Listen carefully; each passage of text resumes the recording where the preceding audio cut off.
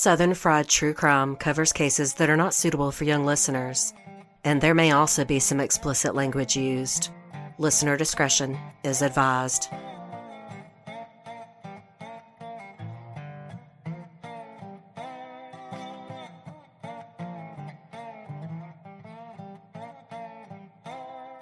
My fault is past, but oh, what form of prayer can serve my turn?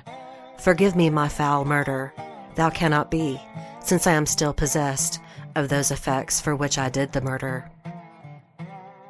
That was a passage from Shakespeare's Hamlet, Act 3, Scene 3. It's Claudius's tormented soliloquy, pondering his possible repentance for the murder of his brother. It's one of the bard's most famous speeches, and it had an unexpected effect on a 17-year-old high school senior in Fort Worth, Texas. As her friend was reciting those words, Marie Robards turned a whiter shade of pale and began weeping. She had a secret so dark it had been festering for over a year. To her friend's astonishment, crying and trembling, Marie Robards confessed that she had poisoned her own father. Welcome to episode 46, Patricide. Thy name is Marie Robards. Fort Worth, affectionately known as Cowtown, is located in northern Texas. Established in 1849, named for General William Jenkins Worth, Camp Worth began as an Army outpost, facing the North Bluff, looking over the Clear Fork of the Trinity River.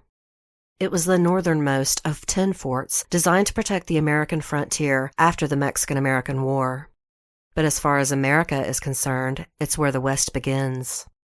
During the 1860s and 1870s, Fort Worth was the king of the cattle industry, cementing its nickname as Cowtown. The Texas and Pacific Railway came to Fort Worth in 1876, further growing the cattle industry and the building of the infamous stockyards. Fort Worth became home to the largest meatpacking operations in the West, attracting the two largest meatpacking firms, Armour and Swift, to the stockyards. Naturally, a red light district sprang up. Known as Hell's Half Acre, it is infamously the basis for most notions of the Wild West you see in pop culture. Cowboys and outlaws passing through usually headed down to Hell's Half Acre for a drink and a show and maybe a bit of gambling in the dance halls and saloons. Known simply as the Acre today, that area is still bustling in downtown Fort Worth with live music, restaurants, and numerous gift shops. Touting itself as the city of cowboys and culture, Fort Worth is home to a vibrant local arts scene, world-class museums, and the world's first and largest indoor rodeo. Fort Worth also played a part in the huge oil boom of Texas. The city was located between two of the biggest oil gusher discoveries in Texas and is home to several refineries. There are also over 1,000 natural gas wells, making Fort Worth a major player in the oil and gas industries. It's also home to headquarters for many diverse companies, from American Airlines to Pier 1 Imports. After more than 170 years of economic changes and growth, Fort Worth has stayed intrinsically Cowtown, retaining its Western heritage while also embracing 21st century diversity. Stephen Robards and Beth Lomer had grown up in Fort Worth and were high school sweethearts. They married in 1974 right after Steve signed on for a 4-year tour of duty in the Navy.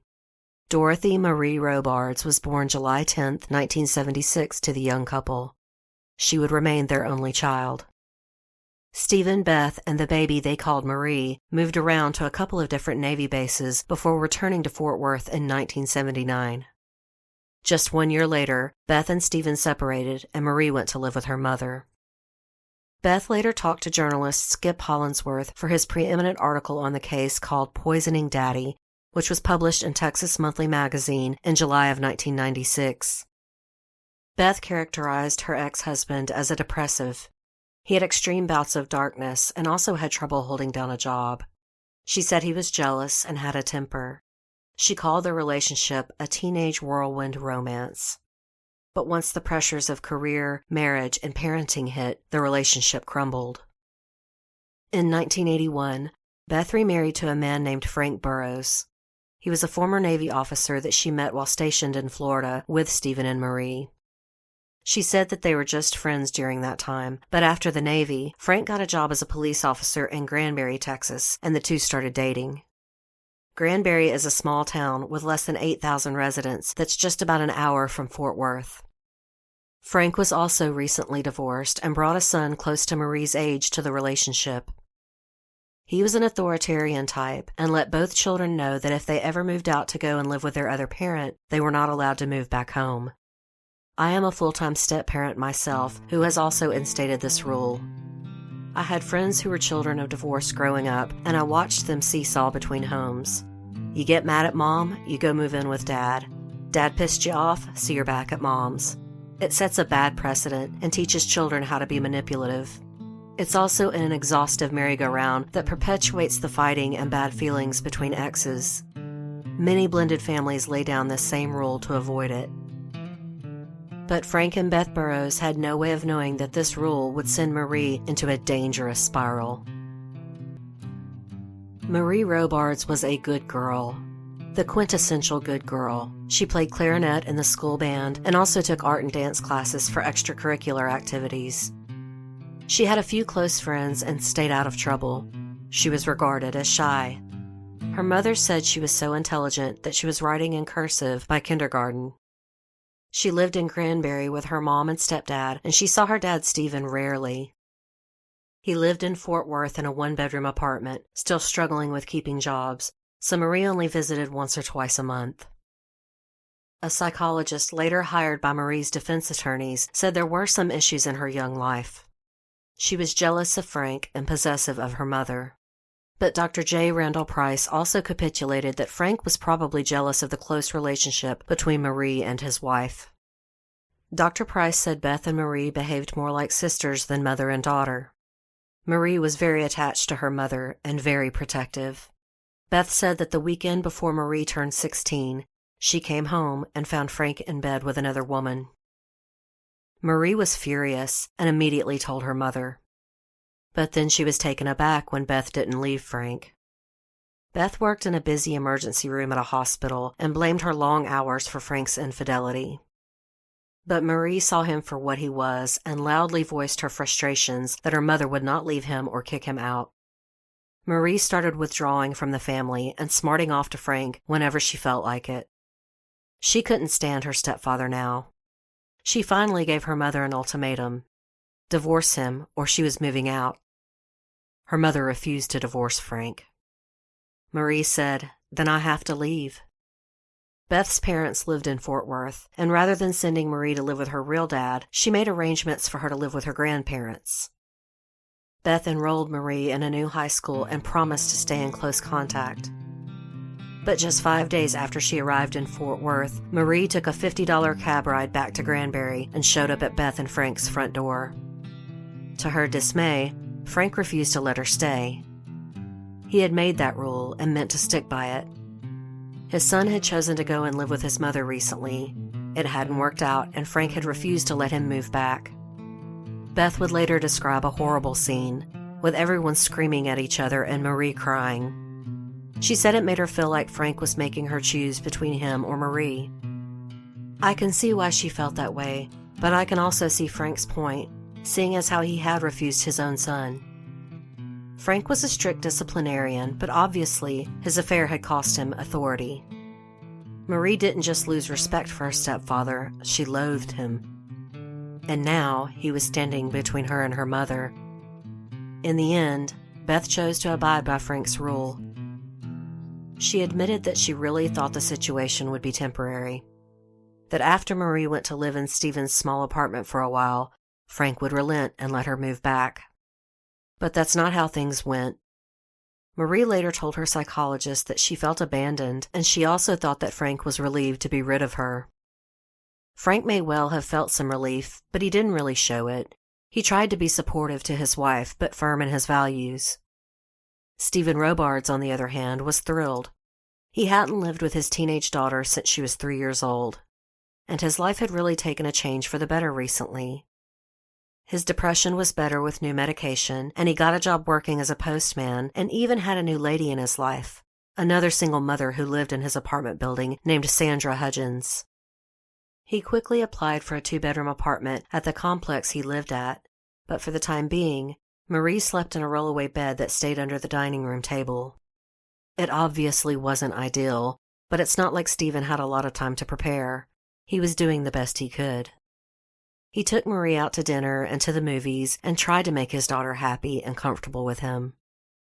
Sandra Hudgens later said it didn't matter. Marie was constantly on the phone with her mother, begging to come back home. She also wrote her mother all the time, complaining about Steve's cooking, the small apartment, and she hated her new high school, Eastern Hills. She even wrote to Beth claiming she was suicidal. Beth immediately called her daughter, but really just wrote it off as Marie being overly dramatic. A few months passed, and finally it seemed to everyone that Marie was adjusting. Her grades had gone up significantly, and she was once again an A student. Her teachers later described her as cheerful. Stephen's girlfriend Sandra said by Christmas, Marie really seemed settled. She never disrespected her father and was friendly with Sandra. Sandra said, quote, "In all honesty, she was what you wanted a teenager to be." But either Marie was doing a good job of hiding her real feelings, or what she did that following February was on impulse.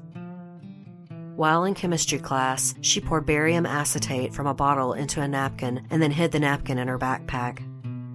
Barium acetate is a white powder which dissolves quickly. It's used in textile printing, paint drying, and in lubricating oil.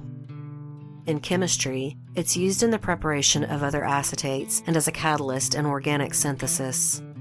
It's also a deadly poison, not easily detected because it can present as a cardiac event. Marie would always insist that she had only meant to make her father ill. She felt trapped in the situation with her dad, Mom, and Frank. It wasn't so much that she wanted to hurt Stephen, she just wanted to go home to her mom. She had even considered setting fire to his apartment when he wasn't there. But instead, on the evening of February 18th, 1993, she poisoned her father. Stephen had gotten Mexican takeout for dinner that night, and when he went to the fridge for a soda, she mixed some of the barium into his refried beans. When they finished dinner, Steve left to go to a Wednesday night service at his church. He was home less than an hour later saying his stomach hurt. Then he started vomiting. Marie went and got Sandra, telling her that her dad was sick. She stayed in Sandra's apartment as Sandra went to go check on Stephen.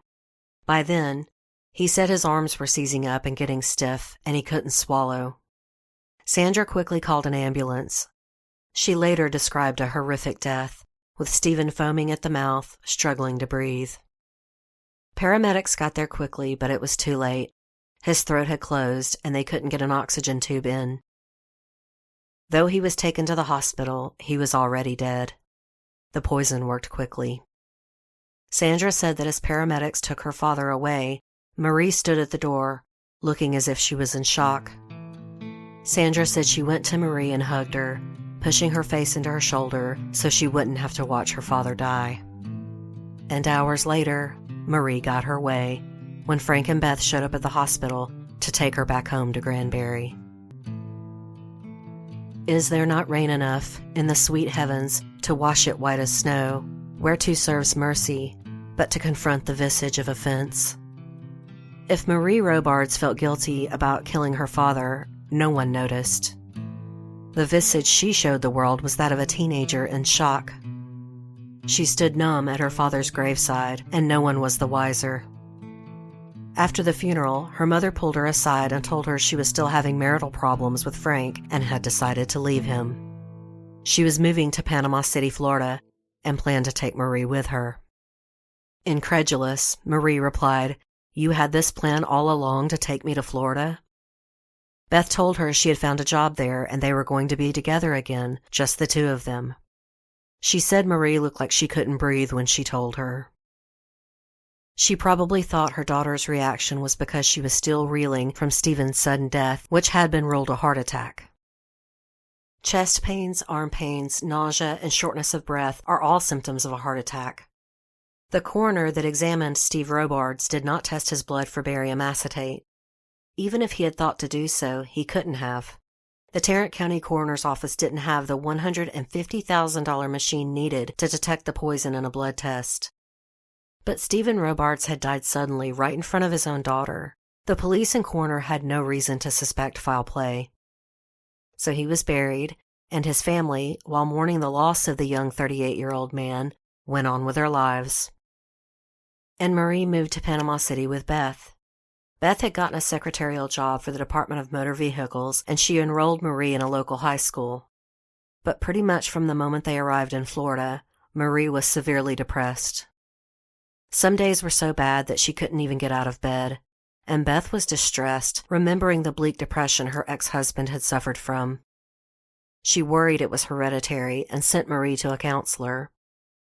She tried to give her daughter the space she needed to grieve, while also encouraging her to make new friends and become involved with school activities. That June, just 4 months after Stephen's death and Beth's decision to leave Frank showed up in Panama City. He wanted to get his wife back. And Beth did want to reconcile. He promised to work much harder on their marriage. He moved in with Beth and Marie even seemed more accepting of him this time, more willing to give him another chance. But she stayed suspicious, and snooping, she found a note from another woman in his pillowcase. Outraged, she showed her mother and told her to throw Frank out. Again, Beth refused. For the second time, she chose her cheating husband over her daughter, and Marie was done. She said, quote, "Mom, you can put up with him if you want to, but I don't have to. I miss Texas, and I'm going home." And she was as good as her word. She called Stephen's father Jim, her grandfather, and asked if she could come and live with him and his new wife in Mansfield, Texas. They agreed, and Marie came to live with them, enrolling in Mansfield High School. They never suspected anything was amiss. They did find it odd that she refused to go to Stephen's grave, telling them that she couldn't emotionally handle it. But they didn't push her. Beth later said she believed that Marie wanted to make it up to the Robards family by being the best granddaughter she could. She was determined to start a new life. Once again, Marie Robards was a straight-A student. Her teachers reported that she wanted to be involved in everything, was interested in everything. She excelled at keyboarding, enjoyed drama class, and was interested in journalism. Her classmates were equally impressed with the aloof but beautiful new girl in school. She was a striking girl, tall and thin with brown eyes and long legs. She dressed conservatively, and her shyness was almost preternatural. There were rumors that her dad had died, and that's why she was so reserved, but no one was really sure. And then Marie found herself befriended by one of the most popular girls in their senior class. Stacy High, who was voted most humorous after graduation, felt an unspoken kinship to Marie. She came from an abusive background, and she saw Marie's formality as the sort of armor it was. She intuitively guessed that Marie had gone through something traumatic. They were instant best friends, working on the yearbook staff together, studying often, and just hanging out.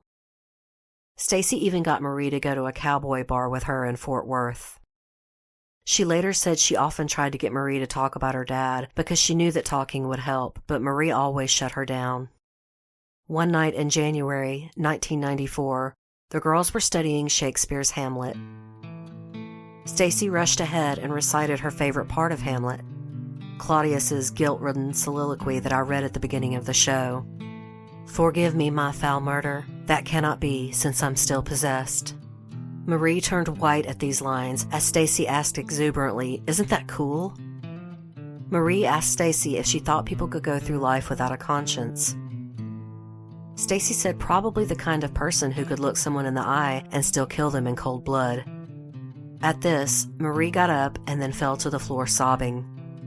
When Stacy asked her what was wrong, Marie said guess. After a couple of teenage questions, including, "Are you pregnant?" Stacy said, "Well, you didn't kill somebody, did you?" Marie whispered, "My father. I poisoned him." And then she begged Stacy not to tell anyone, crying, "You're the only person who knows." Stacy promised to keep her secret, but troubled, she told her mom about it when she got home that night. Libby High initially thought it was teenage dramatics, but was curious enough to call the Poison Control Center hotline and ask if barium acetate could kill a person by closing their throat. Poison control said yes, it could kill a person and wanted to know why Libby was asking, but she hung up, and she didn't call the police. She told journalist Skip Hollingsworth, quote, "I wanted Stacy to know that I trusted her to make her own decision about Marie. I guess I knew that this was the moment in which Stacy was going to have to grow up." But Stacy kept Marie's awful secret, going into a deep depression herself for a while. She talked to a school counselor, but not in specifics. She even told a few older kids who had already graduated who just laughed at her, thinking she made up the story.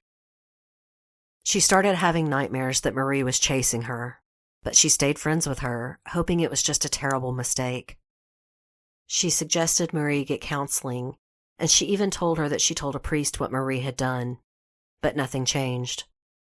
That February in 1994, on the first anniversary of Stephen Robards' death, Marie's grandfather took her and Stacy out to eat. He tried to toast to his son, but Marie wouldn't have it. Stacy asked her if she wanted to go put flowers on her dad's grave, but Marie told her she didn't even know where it was. She said she was over his death and didn't want to think about it. Stacy suffered through a few more guilt-ridden weeks and many more nightmares before she finally went back to the school counselor and told the truth. The counselor called the Fort Worth police. Stacy thought there would be immediate consequences, but she was wrong. As I said before, the Tarrant County Coroner's Office was not equipped to test for barium poisoning. And it wasn't even a matter of exhuming Stephen's body. They kept vials of blood as a matter of lab policy after all autopsies. The deputy coroner later said it took 3 months to find a lab with the right equipment and several more months before they received the results. Skip Hollingsworth speculated in his article, Poisoning Daddy, that perhaps Fort Worth homicide had more pressing crimes to investigate. Would they actually take an absurd story like this from a teenager seriously? Especially when the victim's death had never been considered suspicious. The weight started getting to Stacy. She wondered if she had made a mistake in telling on Marie and started avoiding her, even quitting the yearbook staff. She also spiraled herself, staying out late drinking and partying with friends. In April, she enrolled herself in a program at a psychiatric center in Mansfield. She still saw Marie occasionally. There's a picture of both girls posing at their senior prom together. But as far as Stacy was concerned, she thought the police either didn't believe her, wouldn't do anything about it, or both. Finally, the girls graduated and, to Stacy's relief, decided to attend different colleges. Marie went to the University of Texas in Austin, while Stacy went to the Sam Houston State University in Huntsville. Stacy said they didn't talk or write after that, and she tried to put it all behind her. But in October, a Fort Worth detective called her dorm to inform her that he would be there in the morning to take her statement. The tests had finally come in. Stephen Robards died from barium poisoning. He had more than 250 times the amount of barium acetate that would normally be found in a person's blood. Fort Worth police arrested Marie, and she readily confessed. Crying, she said she hadn't meant to kill her father, she only wanted to make him sick so she could go back home to her mom. She even typed her confession up herself on the word processor at the station. The first time she appeared in court was October 28, 1994. She was released to her mother's custody until the court could decide whether she should be tried as a juvenile or as an adult. She was indicted on March 30, 1995 for first-degree murder and was to be tried as an adult. She got out on $10,000 bond and moved in with her mom and Frank in Granbury as she awaited her trial. She even waited tables at a TGI Fridays during this time, which is strange seeing as how she was awaiting trial for putting poison in food. Marie Robards went on trial for first-degree murder, finally, in May 1996 when she was 19 years old. Beth used Stephen's life insurance money that Marie had inherited to hire 2 top Fort Worth defense attorneys, Bill Magnuson and Ward Casey. They made their case around Marie's insistence that she hadn't meant to kill her father. She had only wanted to make him sick so that she could go home to her mom. Marie gave an interview to the press with her lawyers at her side and said, quote, "I was in shock. I knew I had done something very, very wrong, but I did not think of myself as a criminal. I took this chemical from school because I knew it would just make him sick. I just wanted to be with my mom so bad that I would do anything to be with her." She went on to say, "I think for a long time I did a good job of pretending it didn't happen. For a long time, I tried not to think about it. She spoke about her constant depression and feelings of guilt, saying, "I feel so guilty about what happened. I know I hurt a lot of people." The prosecutor, Mitch Poe, characterized her as a cold-blooded murderer who knew exactly what she was doing. He pointed out that she could have admitted to paramedics what she had given her father, but didn't. Likely it would have been too late anyway, but his point was she intended to kill him. He said, quote, "In my opinion, she gave him a death sentence, and I fully believe she intended to do what she did. We believe she deserves the maximum punishment." He also pointed out to the court that she had almost committed the perfect crime. If only she hadn't confessed to Stacy. Stacy High was the prosecution's star witness. Composed and alert, she told about how Marie had confessed and even said Marie told her that she knew barium acetate could be deadly. A teacher named Tracy Arnold testified that the principal at East Hills High School told her not to tell the police that they kept barium acetate in classrooms and that the poison was even hidden before the police searched the lab. Clearly, the school was concerned with liability. And the trial was a circus. Every seat was filled every day. Marie had cut her hair short and wore conservative clothing. She cried silently through most of the testimony, trying to hide her face by putting her hand on her cheek. Curiously, Marie's defense attorneys did not put her psychologist, Dr. Price, on the stand. He was prepared to testify that Marie was not a cold-blooded killer. On the contrary, he believed she was suffering from post-traumatic stress disorder from the guilt and grief at what she had done. Marie didn't take the stand either, and without much other testimony in her defense, the jury found her guilty of first-degree murder. But Marie did testify in her own defense at the sentencing portion of her trial. On the stand, she trembled meekly, saying she had never committed another crime. Her lawyer, Ward Casey, asked, "Marie, did you love your dad?" She answered, "Very much." He then asked, "Are you sorry you killed your dad?" And at this, Marie burst into tears, repeating, I'm so sorry, over and over again, while looking at her father's family sitting in the courtroom. But prosecutor Mitch Poe pointed out that just making Stephen sick wouldn't have changed Marie's circumstances. Quote, "One stomach ache wasn't going to get Marie back to her mama's place. Stephen Robards had to die." But the defense did have one witness that swayed the jury. Jim Robards, Stephen's father, took the stand and begged for mercy for his granddaughter.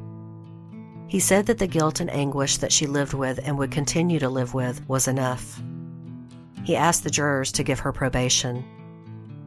She was facing life in prison for first-degree murder. It would be 35 years at minimum before she would be eligible for parole. But the jury sentenced Marie Robards to 28 years in prison. Now she would only have to serve 7 years before being eligible for parole. Mitch Poe called Marie a teenage narcissist and a manipulative predator to the press. Marie's attorneys filed an appeal claiming the prosecution used improper testimony about Marie's state of mind. A curious appeal considering they didn't put on their own psychiatric expert. Marie was placed on suicide watch at the jail while pending transport to prison. She talked to her mom every night on the phone, and at one point wanted her mom to assure Stacy that she didn't blame her and hoped she didn't feel bad about going to the police. Her appeal was denied in 1998, and Dorothy Marie Robards wound up serving 8 years before being released in 2003. Today she is 42 years old, married, and lives under a different identity. She uses her first name Dorothy, or sometimes Dot, but I won't say her last name for this show. Poison has long thought to be a woman's weapon, but this is just a common myth, perpetuated by pop culture. Some think it started with a Sherlock Holmes movie quote from the 1940s, but you still hear it even today, referenced on popular shows like Game of Thrones. And it does seem to make sense to us. We know that men are more violent, but that doesn't mean they don't also use poison. About 65% of poisonings are done by men. So, as a means of murder, it's not really about violence so much as it is about convenience. And it is most certainly about not getting caught. Most experts believe that homicidal poisoning is much more prevalent than we know. It's much easier to get away with. Symptoms often match those associated with a natural death, as in a heart attack like the medical examiner thought Steve Robards died from. That's the reason prosecutor Mitch Poe kept calling this the almost perfect crime. Had Marie not finally broken down and confessed to Stacy, she would have gotten away with it. Patricide, or the killing of one's father, is statistically rare, especially for a female child. One study I read estimated that over 80% of these killers are male, and the murder is impulsive and violent. Typically, there are 3 categories these kids or teenagers fit into. One is a severely abused child who often kills to end the abuse. The second category is mental illness, such as schizophrenia. The third is what psychiatrists call an antisocial personality. They kill for purely selfish or instrumental reasons, like for money or freedom, or perhaps to go live with the parent they prefer. I guess if we need to put Marie Robards into a category, then the last one is the most likely. She did kill her father for a selfish reason. She did act out because she didn't get her way. But you'll have to decide for yourself if you think she meant to kill her father. She has always maintained that she only wanted to make him sick, and her family, including her father's family, have always stood behind her on this. I do feel she was appropriately punished. This case is so bizarre. I admit I had trouble deciding how I felt about it at first. Honestly, if she had poisoned her stepdad, Frank Burroughs, instead of her own father, I think this would have been a more open and shut case of first-degree murder. She had plenty of reasons to want to be rid of Frank. He not only cheated on her beloved mother, he refused to let her live with her mom. He was hurting their close relationship. But poisoning her own dad, who had never been anything but kind to her, is inexplicable. And her confession and behavior in court, while definitely strange, I think did reflect her true feelings. And I know that stealing the poison shows premeditation. It definitely wasn't heat of the moment. But knowing teenagers, it still feels like an impetuous, even dramatic move on her part. She was drowning in self-pity. And I also think of how Sandra, Stephen's girlfriend, described Marie standing in shock as her father died. Maybe she knew the poison would kill him, but maybe she thought it would take longer. She did go to Sandra for help immediately once he got sick, and in doing so, the paramedics were called. If she wanted him dead, she simply could have waited. No, I think she thought she would just make him sick. Maybe sick enough for a hospital stay so she could go back to her mom's long enough to convince Frank to let her move back in. And a true psychopath would never have confessed. I do believe she was repentant, but felt hopeless when she finally told her best friend. Perhaps she felt that even if she got away with the murder in this life, a higher judgment still awaited her. As Claudius said in Hamlet, "May one be pardoned and retain the offense. In the corrupted currents of this world, offence's gilded hand may shove by justice, and oft 'tis seen the wicked prize itself buys out the law, but 'tis not so above."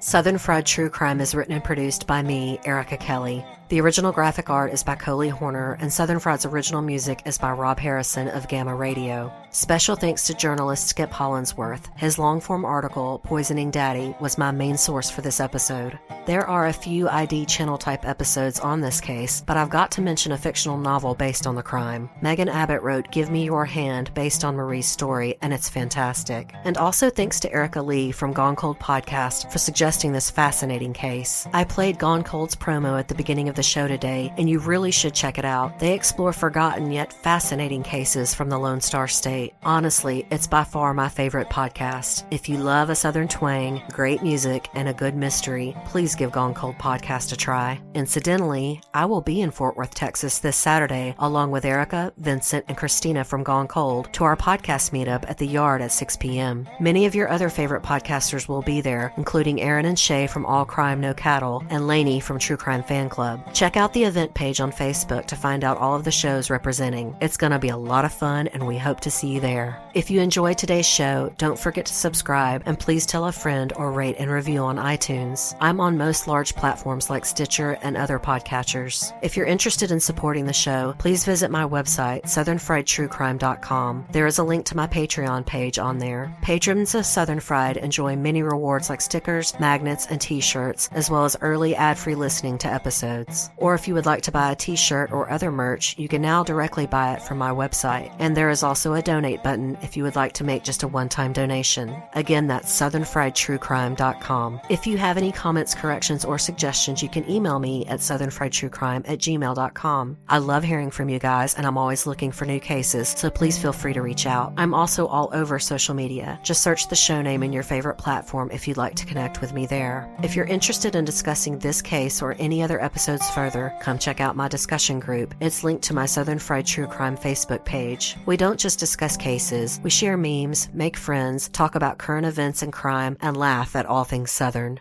We'd love to have you. Until next time, thanks so much for listening. Y'all take care.